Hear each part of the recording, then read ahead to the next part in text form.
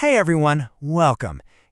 Sometimes the most powerful things are hiding in plain sight. Today, we're going to take a word you use every single day, put it under the microscope, and uncover just how much work it's actually doing. Ready? Let's get into it. All right, so think about this for a second. The English language, it has over 1 million words. 1 million. How are you even supposed to approach that? I mean, seriously, where do you start? It feels like this giant, impossible mountain you're supposed to climb, right? Well, what if I told you the answer isn't 1 million, or even 10,000? What if the real key, the secret to unlocking everyday communication, was just 850 words? I know it sounds way too simple to be true, but it's the whole idea behind a system called Basic English. Yep, that's the name of the game, the Basic English 850. And it's all built around this really cool idea that a small, super carefully selected group of words can do a ton of the heavy lifting when we talk to each other. Now, this isn't just, some random list someone threw together. Oh no, it's a curated list, specifically designed to be as efficient as possible for communication. And wouldn't you know it, right there in that exclusive little club of 850 words is the star of our show today, the word get.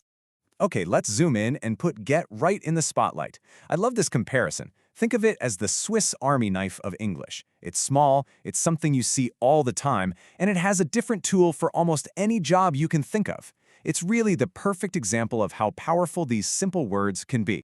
And look, this isn't just my opinion. The data totally backs this up.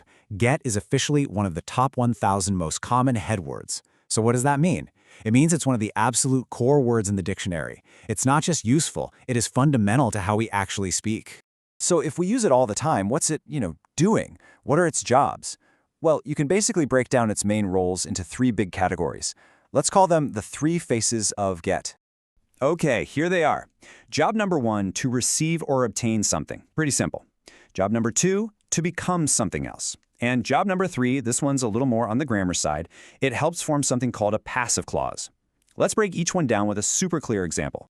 All right, meaning number 1, the woman gets a new dress. This is get at its most basic, right? She is receiving it, she's obtaining it. It's a simple, straightforward action of getting something. But now, check this out. Meaning number 2, the problem got worse. See, nobody is obtaining anything here. Get is all about a change of state. The problem became worse. It's amazing how that same little word can suddenly describe a transformation. And for our third meaning, this one's a little more subtle. Look at this. He got hit by a car. This is what linguists call the get passive. We could say he was hit by a car, which is a bit more formal. But in everyday conversation, we almost always say he got hit. It just feels more active, like it really emphasizes the thing that happened to him. Okay, so we've covered gets and got. But wait a minute. This brings up a question that trips up so many people. When we talk about the past, is it got or is it gotten? Which one is right?